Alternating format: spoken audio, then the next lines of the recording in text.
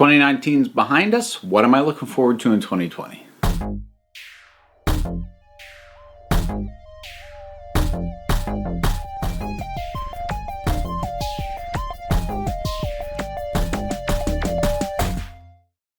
All right, I do like in the early days of the new year to talk about what movies are coming out that I think look good and have me genuinely excited. It's not actually 10 because I limit this list to movies that I am genuinely excited for, not just ones that I am hopeful for or like have a general interest in. I plan to see more movies than the ones I'm going to talk about, but these ones are the ones that I have reason to be genuinely pumped to see. So I have got 8 on this list for varying reasons, and we'll get into why.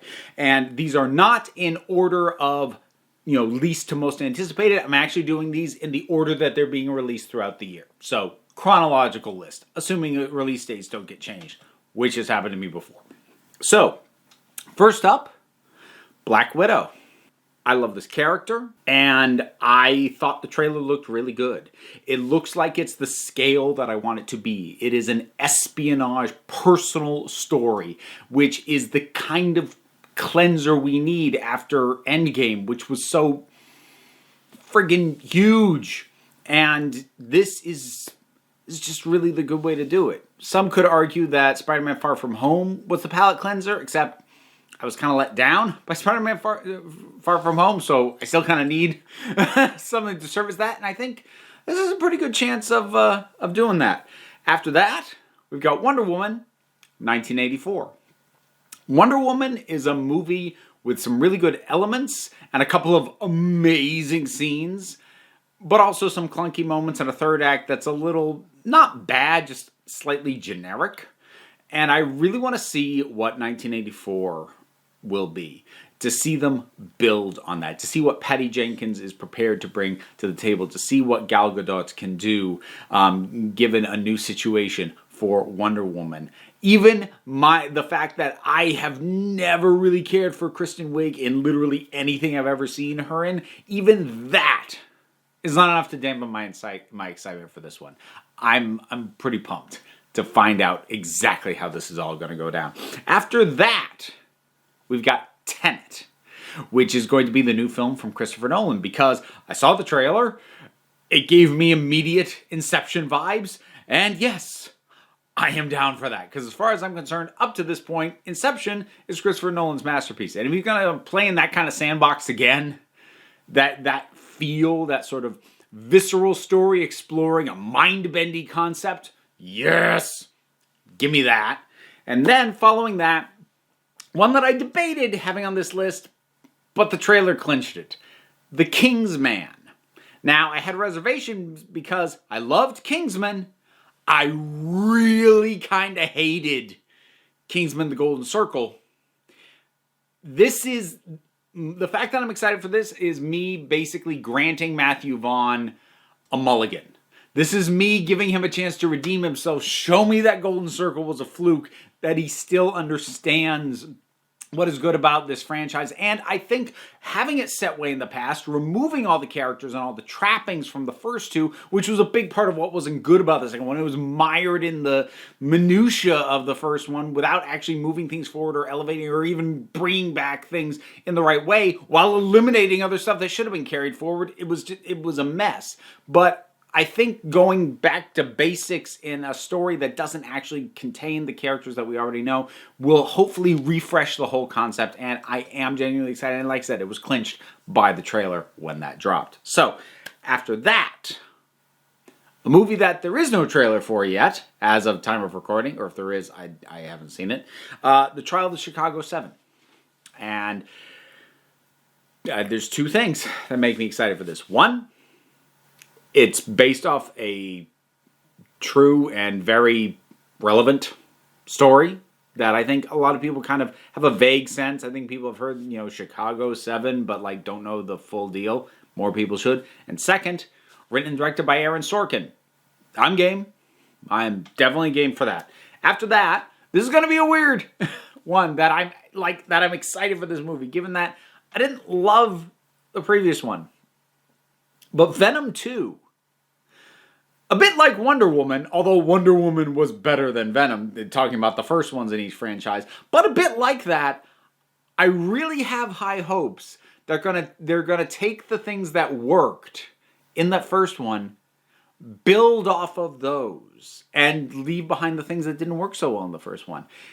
Like, especially the marketing that came out after the movie hit. Like, there was a trailer, and it was like an official trailer, like playing up the sort of pseudo-romance between Eddie and Venom. I really hope the new movie leans into. I hope it leans into that dynamic, because the two of them were fantastic, and I want to see it build on its strengths and drop its weaknesses. Because the first one had a crap villain and kind of a basic fundamental story, but Eddie was great. His dynamic with Venom was great. Some of the visuals were very cool. And Andy Serkis in the directing seat, yeah, I want to see this bring it to the next level. And I'm kind of excited to see what ends up, because if they can just retain the energy of the first one, then it'll still be fun, even if it's not great, which is basically what the first one was. So, yeah, excited. After that, we have... This one's actually very strange for me, because I have not seen either of the two films that directly lead into this. Godzilla vs. Kong. I haven't seen Godzilla King of the Monsters yet, and I still haven't seen Kong Skull Island yet. I want to see both, but I'm still excited for this regardless. Why? Because I grew up on the original King Kong vs. Godzilla, and yes. Just all day yes. Give me this. I want it. I will just cop to pure nostalgia and like 7-year-old inner me going, eee! So there's that. And one last one, and this is strictly on the strength of the director. Dune, which is going to be directed by Denis Villeneuve. Hope I didn't butcher that too badly. Somebody will tell me if I did.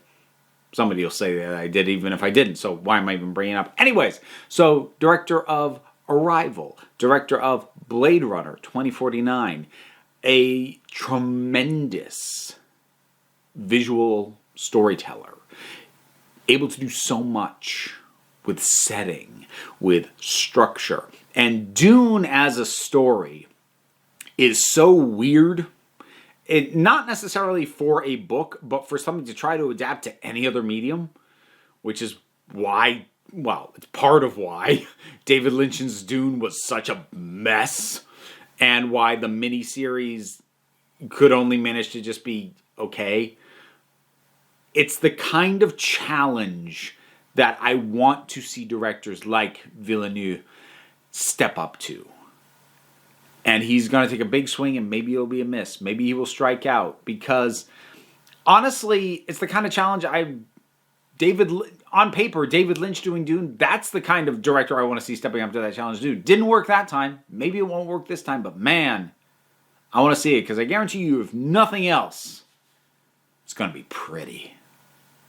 So, that's my list. 8 films that I am looking forward to in 2020 that I am pumped for. What are you excited about in the new year? What do you think is going to be the things to really look forward to? Things I've talked about? Things I've missed? Whatever your thoughts are, drop something down in the comments and let's talk about it. A bunch of stuff to do down there besides, the usuals, like, subscribe, share, Patreon. Hey, link in the description. Plus, there's links to other things as well, because I got merch, and I got a book, and I got all sorts of stuff. Links below. Click on them, or don't. You don't have to, because, end of the day, folks, you're the council. I'm just running the meetings. And, until next time, this council is adjourned.